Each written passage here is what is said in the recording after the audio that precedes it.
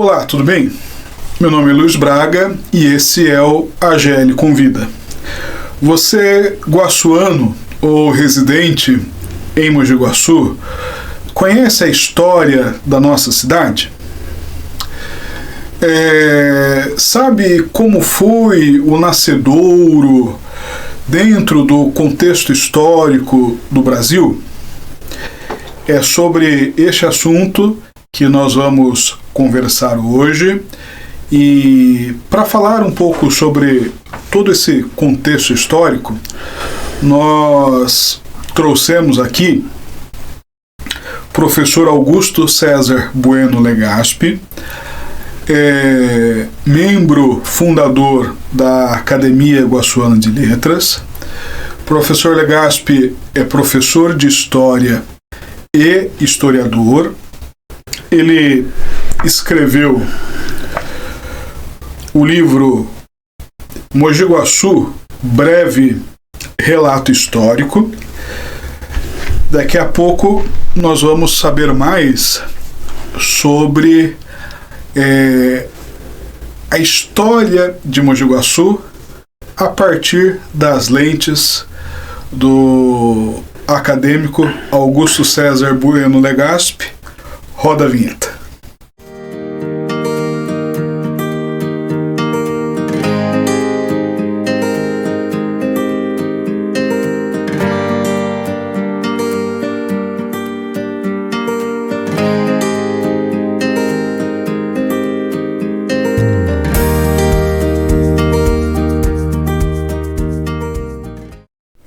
Professor Legaspi, Mogi Guaçu é com G ou com J? Boa pergunta. Eu não sou linguista, né? Antes, porém, meus cumprimentos a todos os nossos assistentes e ouvintes. Essa questão aí, durante muito tempo, foi polêmica, né? Por quê? Porque tradicionalmente usava-se o G do gato, né? Mogi Guaçu, GI Guaçu, C cedilha. Aí, em determinado momento da nossa história, algumas pessoas contestaram, né, essa colocação, dizendo que, como se tratava de um termo de origem tupi, da língua tupi, né, dos índios tupis, onde não existe o G do gato, teria que ser Mogi com J, né? E também não havia o C cedilha na gramática tupi, havia os dois S's, então J e dois S's no Guaçu. Não havia Y nem nada, e uma palavra só, como Pirassununga, né, que também é uma palavra da língua tupi. Então ficou aquela polêmica, continua a polêmica, né? Alguns usando o modo antigo lá, tradicional do G do gato, que não existe na língua tupi. Se é uma palavra do tupi, tem que ser escrita na forma original da língua. E outros escrevendo com o J e os dois S's. Aí, contrariando todas as normas, até inclusive nesse livro aí tem um prefáciozinho aí do professor Milton Franco de Faria, que era professor de português, foi meu professor inclusive no Luiz Martini, que conhecia muito a língua, ele já é falecido, dizendo que tinha que ser com o J e os dois S's, né, como na língua tupi. Mas aí, para resolver o problema, a Câmara Municipal resolveu votar um projeto de lei que estava lá em andamento, determinando que a partir daquela data deveria escrever com o G e C cedilha. E aí acabou sendo uma lei feita nesse sentido, lei municipal. Aí veio a controvérsia, né, que o professor Milton contesta aí. Ele disse que a Câmara não tem autoridade para legislar uma questão que é de ordem federal, porque trata-se da língua portuguesa, que é a língua oficial do Brasil. Então, apenas uma lei federal podia fazer essa mudança. Mas como o pessoal que já estava cansado de discutir, acabaram acatando a forma errada mesmo de escrever Mogi Guaçu, e acabou ficando então com o G do gato mesmo.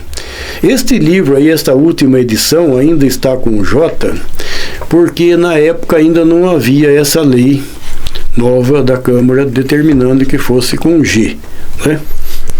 Então a questão é essa aí. Agora, eu andei vendo por aí escrever o Mogi Guaçu com J, com Y, mas o Y não existe na língua tupi, pelo que me consta. Eu não sou linguista, ressalvo novamente, sim. Mas parece-me que o Y não existe no tupi. Então eu não sei de onde tiraram esse Y para colocar no JY Mogi erradamente. Entendi. Bom, então, professor, é possível entender que a história de Mogi Guaçu está muito ligada com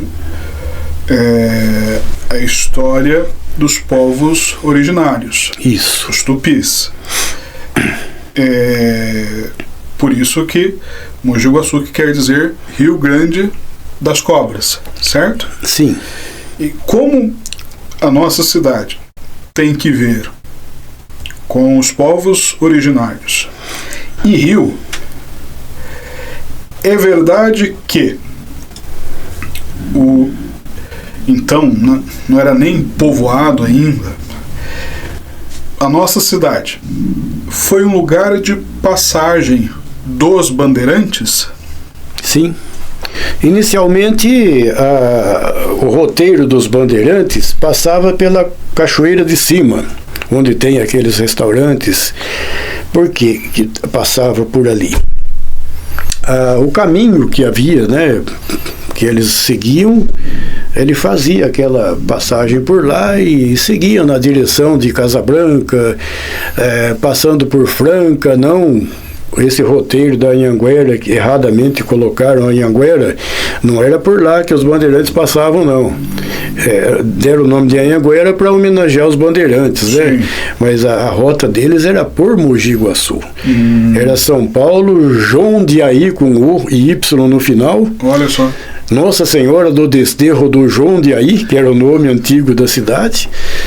E passava por onde hoje, depois de muito tempo, foi aparecer Campinas, que nem existia. Que coisa. Não existia Mojimirim, passava por Mogi Guaçu, que era um pequeno povoado de abastecimento das entradas e bandeiras, né? Aqui tinha ferreiro, um comércio de alimentos não perecíveis, que eles usavam para levar na trajetória deles. Então, inicialmente foi pela Cachoeira de Cima, porque era um lugar mais fácil de, com muares, fazer a travessia do rio. Porque ali tem ainda até hoje muitas pedras, então o rio é mais raso, mais fácil de atravessar.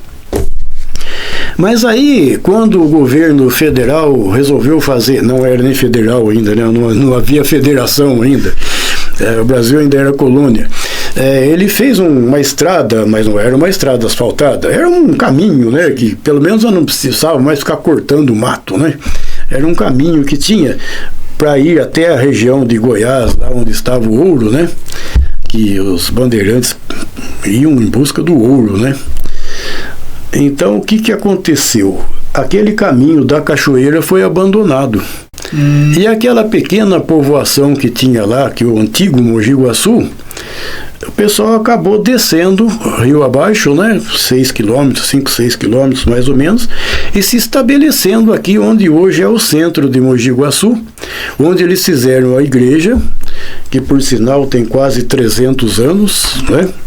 Tem aqui a foto. No livro tem a foto da igreja. Essa foto é de 1910, né? Dá para ver as características da época, uma carrocinha com um animal, né? De tração animal, as crianças brincando lá onde hoje é a Praça Rui Barbosa, né? O nome dela é Praça Rui Barbosa, Recanto é apelido.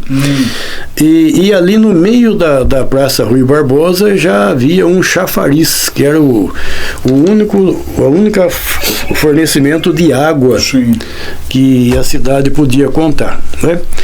E aí então o pessoal que estava lá na cachoeira estabeleceu-se aqui, no centro, onde é a região central da cidade, né? E então a rota dos bandeirantes, passando por aqui, Mogi Guaçu era o último ponto, o último contato com a civilização que se tinha.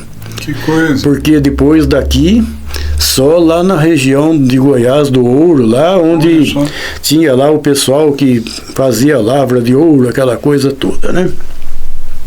E então, quando inicialmente as entradas, depois as bandeiras, depois as tropas de burros, né, do pessoal que abastecia a região das minas, porque o pessoal ficava procurando ouro direto lá o tempo todo e precisava se alimentar, né? Então, essas tropas de burro, depois das entradas e bandeiras, continuaram fazendo essa rota para levar alimentos, tá? Para alimentos, instrumentos para fazer escavação, para procurar ouro, né? Enxadas, enxadões, essas coisas, né?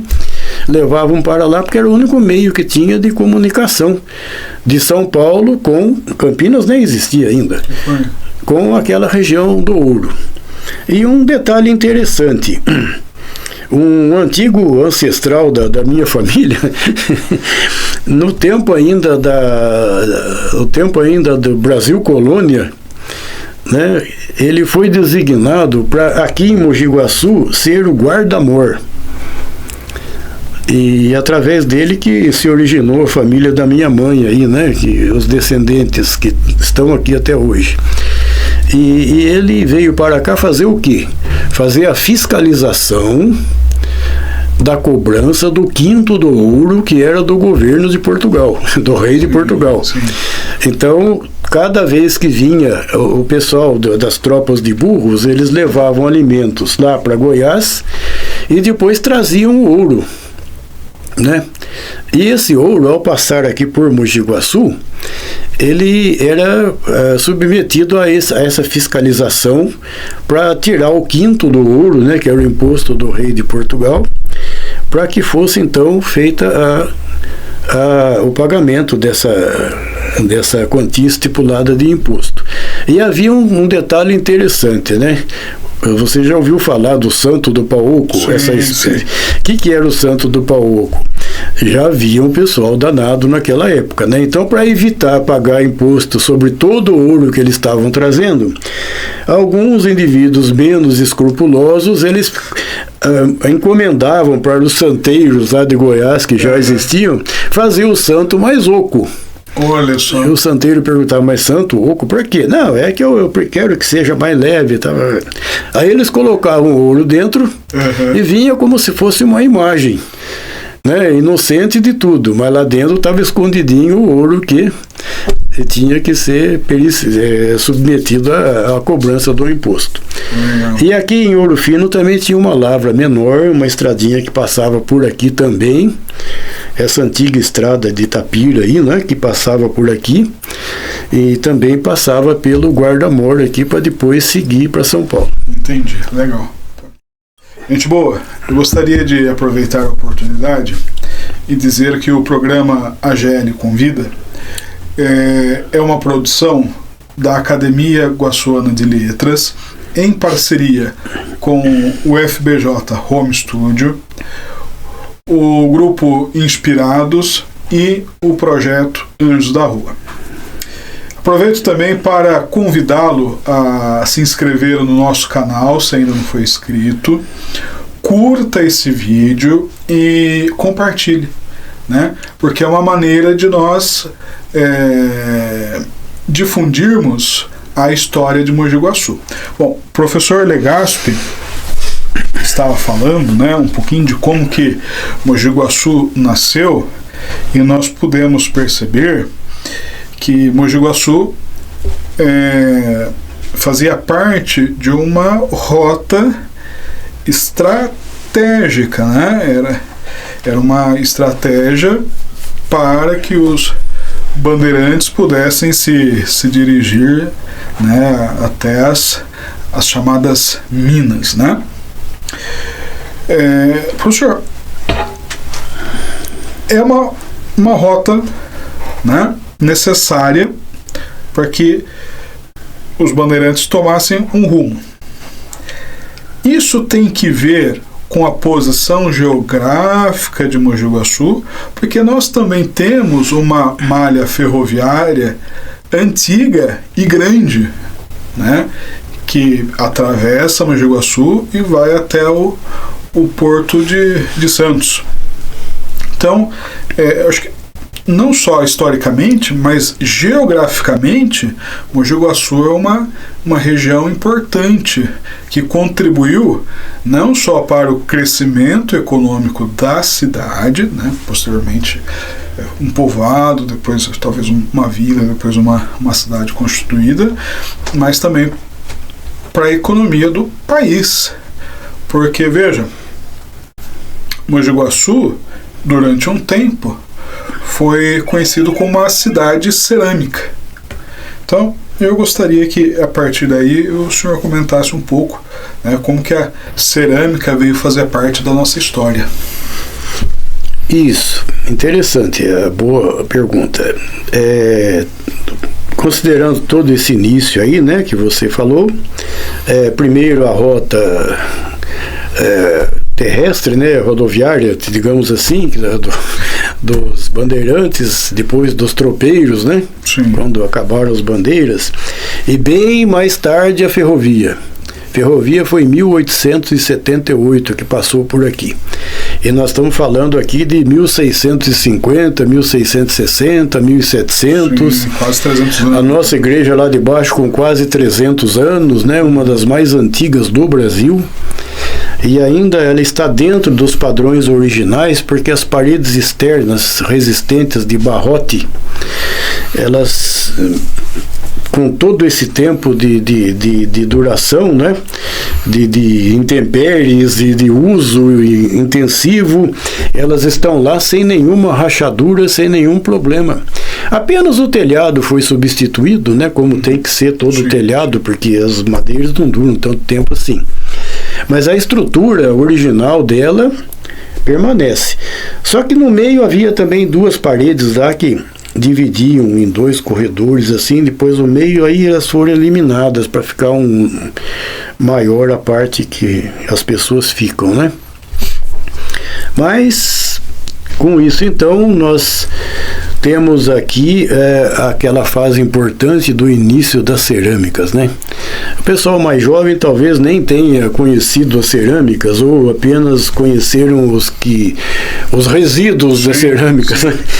Mas foi uma época muito importante para a economia da cidade, considerando que se não fossem as cerâmicas, Luiz, talvez Mogi Guaçu nem existisse. Por quê? Mogi Guaçu já era cidade, né? Mas ele não tinha muitas terras para plantação do café, que foi uma cultura que veio depois, e as outras cidades da região, os cafezais desenvolveram bastante. Então Mogi Guaçu começou a regredir e quase que estava desaparecendo. Aí surgiu o salvador de Mogi Guaçu, que foi o Padre Armani. Padre Armani, Padre Giuseppe Armani, que o pessoal erradamente chama de José Armani, mas ele era italiano, então era Giuseppe Armani, o nome correto dele. Ele veio para cá no final de 1800 e 890, por aí, e antes de ser ordenado padre, ele trabalhou quando mocinho em cerâmicas do norte da Itália, que era a região onde ele residia. E ele conhecia muita coisa de cerâmica. O tipo de barro que se tem que usar para fazer tijolo, telha, aquelas prensas antigas da época dele. Ele conhecia tudo isso, porque tinha trabalhado muitos anos com isso aí.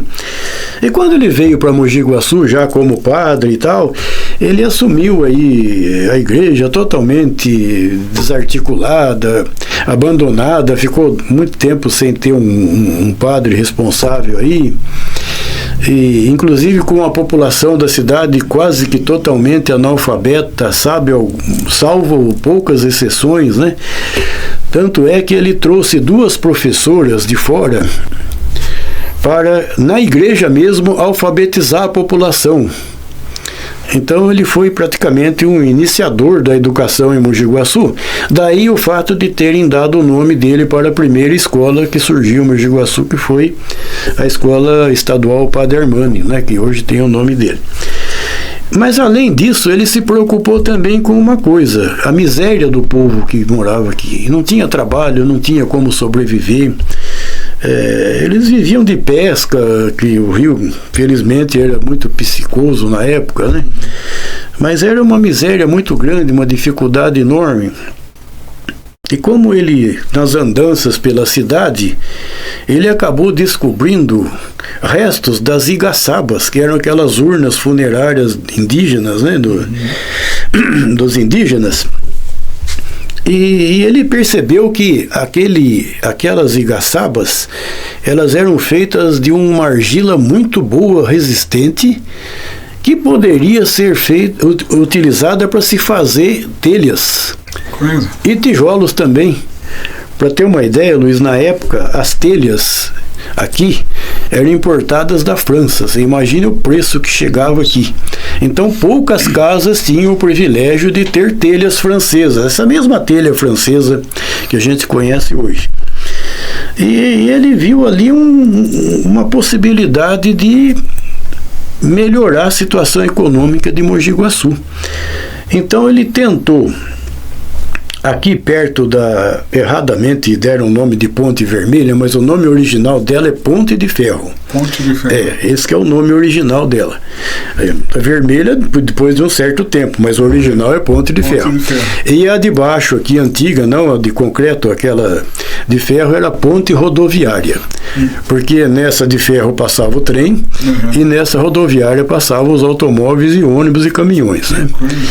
Então, perto ali da Ponte de Ferro, né, que hoje botaram o nome de Vermelha, o Padre Armani teve uma ideia de montar um pequeno olaria para fazer telhas e tijolos. Ele mesmo fazer, porque estava uma experiência, né? Mas como moer argila, né? Porque o taguá, que é essa argila que tem aqui em Mogi Guaçu, ela é em torrões, né? Duros, né? Então você tem que moer aquilo. Nas cerâmicas tinha o setor de moinhos, né? Que moinho aquela argila. Como é que eu vou moer isso aqui? Ele pensou, né? Então ele teve ideia de montar uma roda d'água no rio, aproveitando um pequeno declive que tem ali no nível do rio, né? E para movimentar essa roda e através dela então fazer a moagem da argila para fazer o pó, para depois fazer a telha e o tijolo. E deu certo. Ele começou a fazer então. Só que ele viu que sozinho ele tinha que cuidar da paróquia, tinha que cuidar da olaria e fazer atendimento de famílias, e não estava conseguindo. E a Itália, nessa época, estava passando uma dificuldade econômica muito grande. No final do século XIX, tanto o sul da Itália, aquelas indústrias de tecelagem estavam falindo, tendo concorrência com as inglesas. A Revolução Industrial estava começando na Inglaterra e ela conseguia produzir tecidos muito mais em conta do que as antigas fiações do sul da Itália e do norte também, né? Então a Itália estava numa situação grave economicamente falando. E o Padre Armani lembrou que eles tinham muitos parentes que ficaram lá, que estavam passando essas dificuldades. Então ele teve a ideia naquela época não havia celular para mandar mensagem, né? Então ele teve que escrever uma carta para os parentes dele, que foi por navio, porque também não tinha o cargo lá da Lufthansa, né?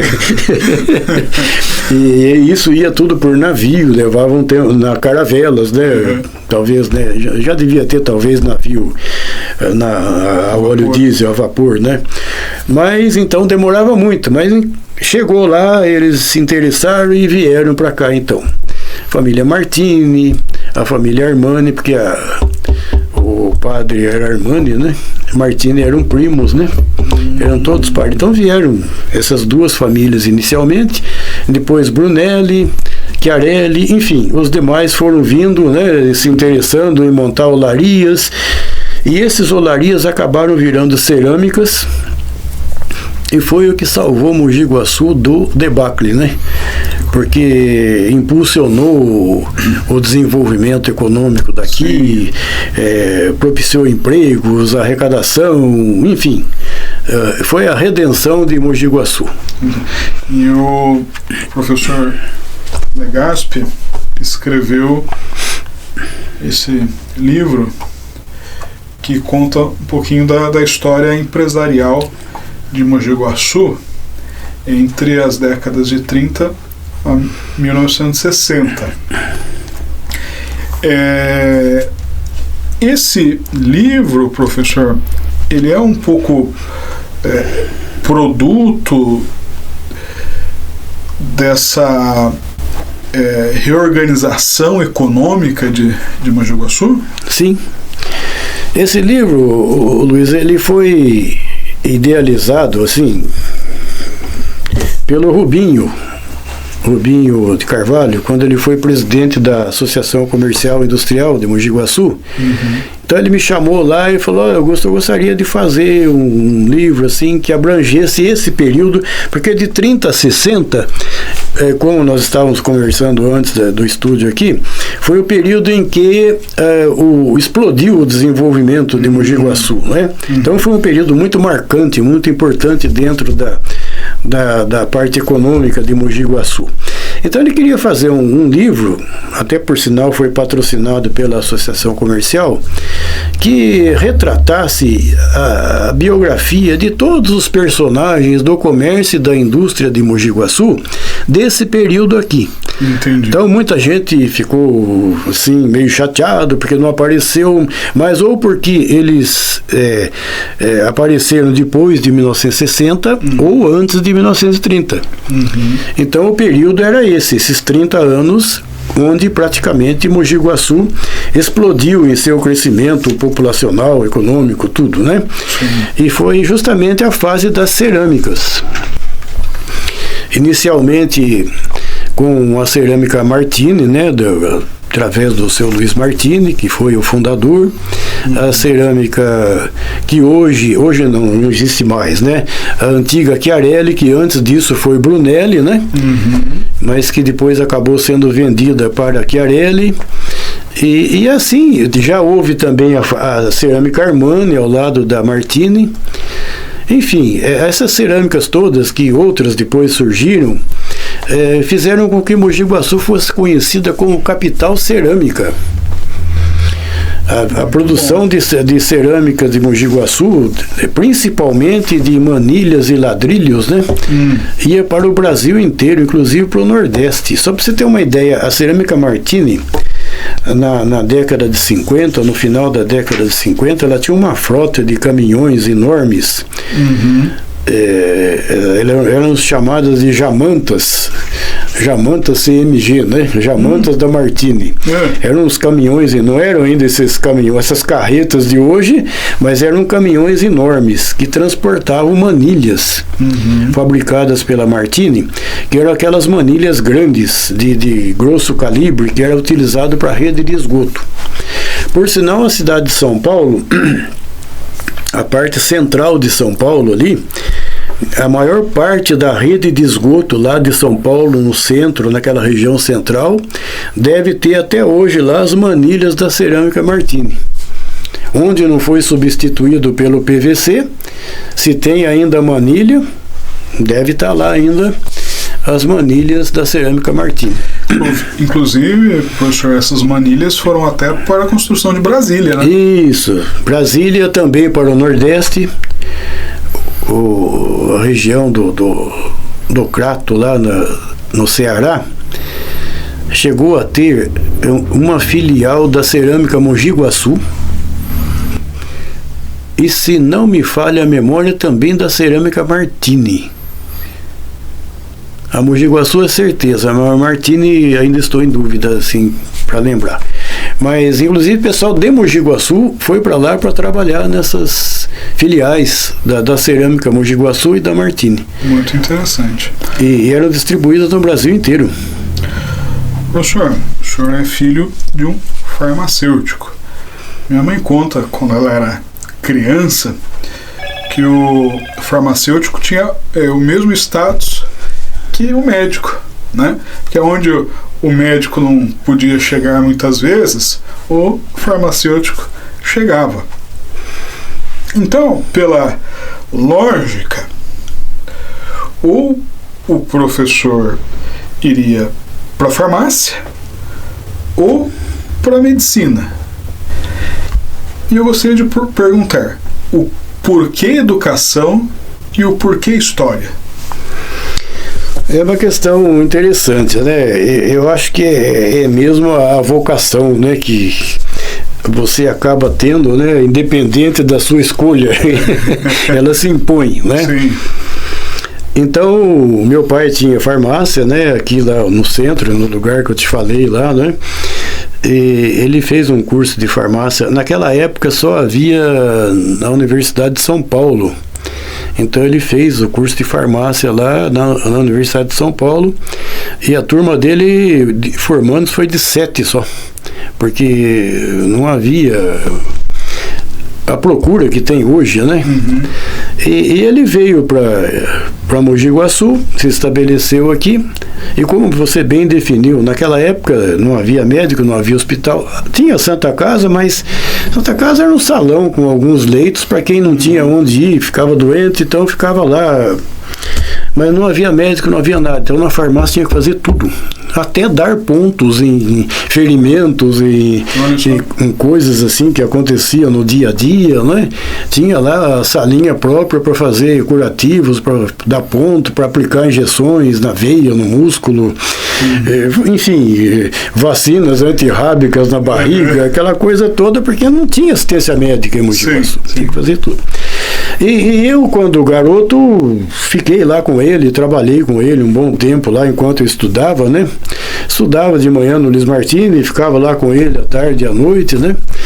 Eu fiquei por 10 anos, aprendi muita coisa lá com ele, mas a vocação estava lá, né? Então, o que aconteceu, né?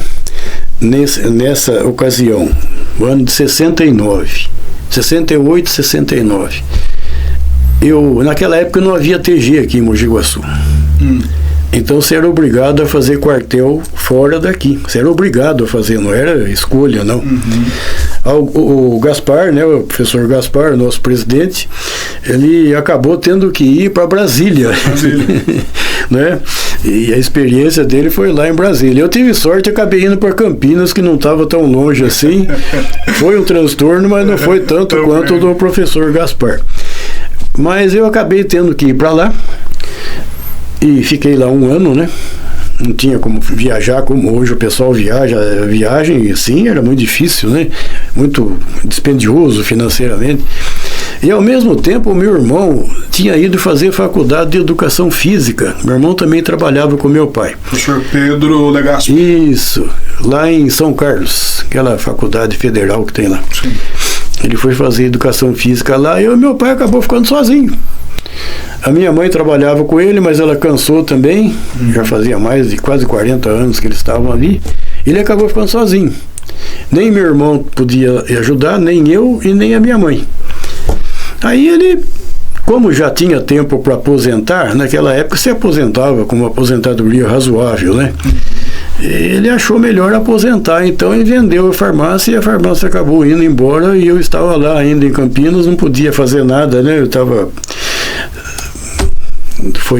Mas aí deu certo, eu consegui, assim que eu saí do quartel, fazer vestibular de História, ser aprovado, e aí é toda essa trajetória de 46 anos na educação que você tem aí, né? Muito legal. Eu comecei como professor, cheguei a ser até dirigente regional de ensino adjunto, né? Foi quando eu aposentei, passando praticamente por quase todos os cargos da educação. Ainda depois de aposentado, trabalhei na Faculdade de São Francisco, que hoje não existe mais, né? Hoje só tem o Colégio São Francisco. Sim. Mas eu fui secretário acadêmico da Faculdade São Francisco, que existia. E também dei aula lá de História Econômica, porque eu fiz especialização em História Econômica. Sim. Então eu lecionei no curso de Administração de Empresas, História Econômica lá durante um tempo. E também fui diretor do Colégio São Francisco lá, que era junto com a faculdade. Entendi. Aí depois de 13 anos eu resolvi aposentar mesmo definitivamente, que eu já estava chegando nos 70, né? Já não era mais hora de brincar, né? Então eu resolvi solicitar minha aposentadoria definitiva. Entendi. É muito legal, professor, porque aqui no Brasil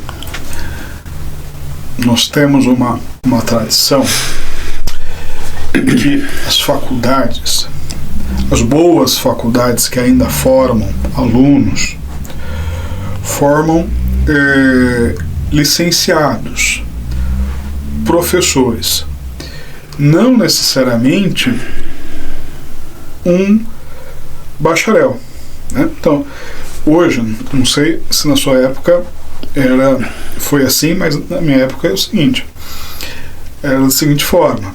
Então, eu fiz a licenciatura em Sociologia e também tenho bacharel em Sociologia para quem quer ser sociólogo, porque o licenciado é professor, né, de Sociologia, língua portuguesa, História. E quando o senhor formou-se em História, foi em Guaxupé? Sim. Em Guaxupé. Mas chegou um momento em que o professor Legaspi, Augusto, tornou-se historiador. Por quê? Foram encomendados para ele esses livros, esses relatos históricos de Mogi Guaçu. E como professor, que foi essa necessidade, como surgiu essa necessidade de relatar a história de Mogi Guaçu? Bom, em primeiro lugar, vamos fazer aqui uma justa homenagem à maior responsável por esses livros que estão aí, a minha mãe, né? A minha mãe, infelizmente, na época dela, não tinha como estudar além das 4 séries iniciais do Padre Armani que tinha aqui. E era muito difícil, só quem tinha condições financeiras podia ir para colégio interno para fazer o antigo ginásio, né, e seguir adiante. Mas ela gostava muito de história. E ela que sabia direitinho a história da família inteira, quem que era esse, quem que era aquele, o que esse aqui fez, aquele lá fez também. E ela sempre me influenciou, né? Então aí eu acho que juntou a vocação mais a influência da minha mãe, né? Que ela que praticamente responsável por tudo isso aí foi ela, né? E então, quando eu estava no início da faculdade, então o prefeito de Mogi Guaçu, o saudoso Valdomiro Calmazini, que hoje tem o nome de uma escola aqui, de onde eu fui também assistente, hoje vice-diretor, né? E diretor também dessa escola durante um período aí da minha vida. E graças a ele, que também gostava muito da história de Mogi Guaçu, da cultura popular. Tanto é que ele incentivava, patrocinava uma congada que até hoje tem aqui, graças a ele, porque desde sempre ele fez com que essa congada existisse, comprava fardamento, instrumentos e incentivava, ia lá no meio deles e tal. Ele sempre foi assim muito presente, né, no que se refere à cultura, à educação, apesar de não ter tido chance também de ter estudado na época dele. E também nessa época aí, 1969, 70, havia uma preocupação em se ensinar história da comunidade, coisa que eu não vejo mais assim de forma intensa, né, que deveria ser. Não que você não tenha que aprender a história do Egito, sim, você tem que aprender, claro, mas tem que aprender antes a história de Mogi Guaçu, para depois você ir para a história do Brasil e a história do mundo, de uma forma geral, tem que saber tudo. Do né? micro para o macro. Isso, né? Exatamente, porque não adianta você fazer a casa começando pelo telhado. Sim. Tem que começar pelo alicerce. O alicerce é a história da comunidade. Então, naquela época, um governante, daí eu não me lembro se era o Laudo Natel ou o Abreu Sodré, era um dos dois, que instituiu essa obrigatoriedade de ter esse ensino da história da comunidade. E aqui em Mogi Guaçu, na época, a maioria dos professores eram de fora, que não conheciam nada de Mogi Guaçu. E eles foram obrigados a dar aula sobre a história da cidade sem conhecer a história da cidade. Então eles estavam em apuros. E quando eu fui falar com o prefeito Calmazini sobre os originais que eu tinha debaixo do braço para publicar e tal, ele ficou super emocionado. Não, vamos fazer assim e tal. E mandou fazer 25 mil exemplares para distribuir para todas as escolas, para a população inteira de Mogi Guaçu. E graças a ele, então, é que acabou surgindo esse Mogi Guaçu Breve Relato Histórico. Ele patrocinou a edição desse livro aí, e ele foi distribuído assim para a maior parte da população, principalmente para as escolas e para os professores que precisavam lecionar a história de Mogi Guaçu. Interessante. Bom, o professor tem uma trajetória de 46 anos, né? 46 anos, somando o tempo do Estado, né? Uhum. E mais o tempo que eu fiquei na Faculdade de São Francisco e no colégio. E nós temos aqui escolas particulares que foi estruturada, inclusive, pelo senhor, né? Foi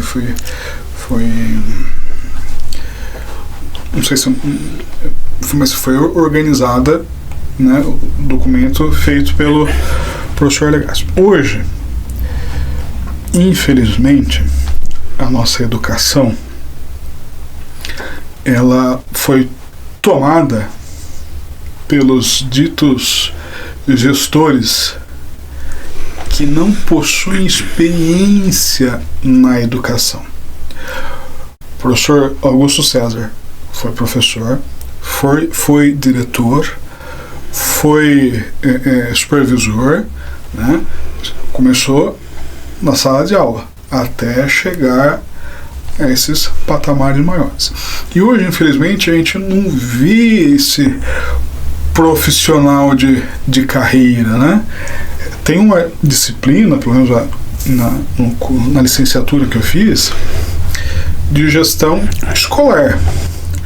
A gestão, ela é importante, mas isso não significa que um gestor de uma empresa consegue fazer a gestão de uma escola, que é completamente diferente, né? Então, nós já estamos caminhando para o final. Eu gostaria que o senhor fizesse uma crítica, não existe crítica construtiva. Vou fazer uma crítica. Não, toda crítica ela desconstrói, inclusive para poder fazer elogios, né? Então não tem essa de crítica destrutiva ou positiva, não, construtiva. Não.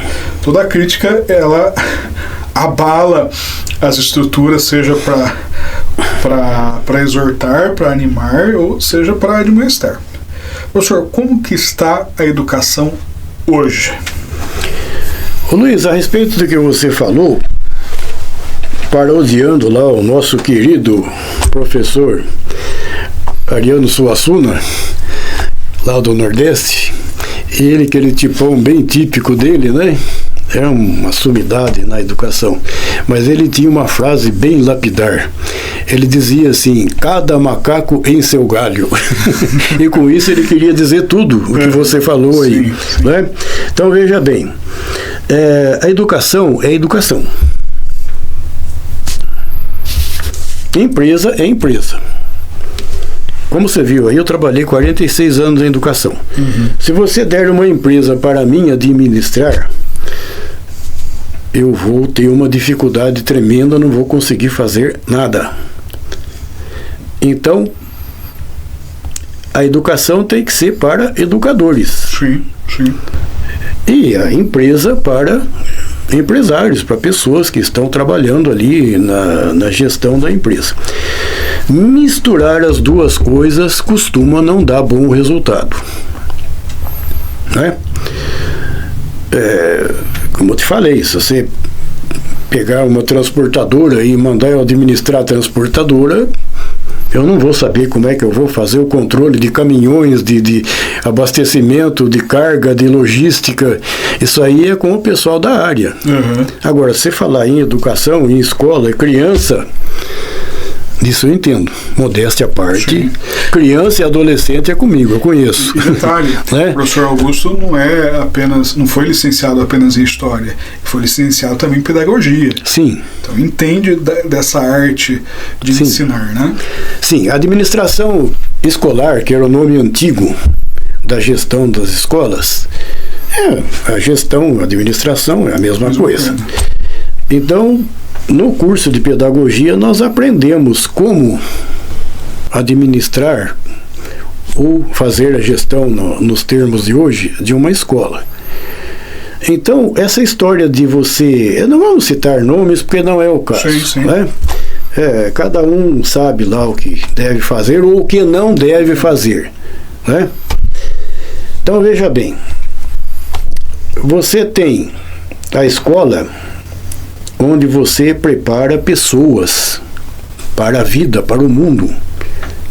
Então você tem que pegar lá o menininho, lá a menininha de 6, 7 anos, começar ali até o ensino médio, depois no curso superior, como eu tive essa experiência também, quando eu lecionei História Econômica lá na Faculdade de São Francisco, no curso de Administração, você tem que preparar essas pessoas para a vida. Uhum.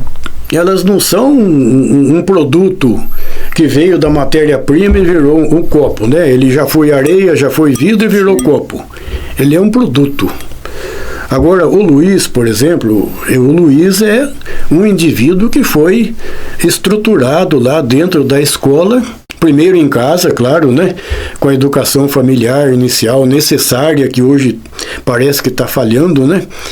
Eles achando que a escola tem que fazer isso. Não, a escola ensina disciplinas. Sim. A norma de conduta se aprende em casa. Então a criança não é um produto igual o copo. É uma pessoa, é um ser humano que você tem que preparar para a vida.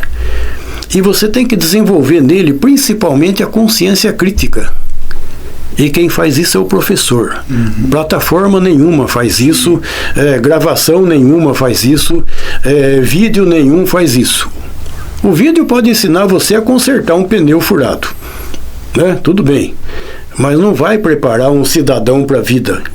Ele tem que ter um professor lá, dando exemplo para ele de vida, isso é muito importante, e também passando para ele, estruturando essa criança desde pequena para ser um cidadão responsável, consciente, crítico. Mas não é crítica, como você acabou de falar aí, para destruir tudo, não é isso não. Se você acha que esse copo está mal feito, ele poderia ser feito de uma forma melhor, para ele, digamos assim, hipoteticamente ficar inquebrável, então você tem que desenvolver um meio de fazer isso, né? Agora, voltando para a criança. A criança, ela entra na escola e você tem um papel em branco. Você ou escreve ali o que você quiser ou não escreve nada. E o que você escrever ali, ela vai ser. Ou o que você não escrever também, ela vai ser. A sua omissão vai ser passado para ela. Então, é uma responsabilidade enorme. Porque a matéria-prima que você fizer, se tiver defeito, ela é descartada como sucata, ou então ela é vendida a preço. Mas uma pessoa humana, você não pode fazer isso. Nós estamos tratando estudante como se fosse um produto, né? E ele não é um produto, ele é uma pessoa em formação que vai ter que ser amanhã ou depois um cidadão consciente, responsável, crítico, mas assim, ele vai criticar, mas vai apresentar uma solução para aquele problema, junto com a crítica. Sim. Não basta só jogar pedra. Uhum. Tem que depois dizer como é que deveria ser feito aquilo de uma forma melhor. Então, porque criticar é fácil, não é? O importante é você colocar uma alternativa para aquilo que você está criticando. Não é a crítica pela crítica. Exatamente. É isso. O papo tá bom, né? O professor voltará no AGL Convida, desta vez para contar a história da Academia Guaçuana de Letras, né? Espero que você tenha gostado. Gostaria de agradecer ao professor por estar inaugurando esse programa, né?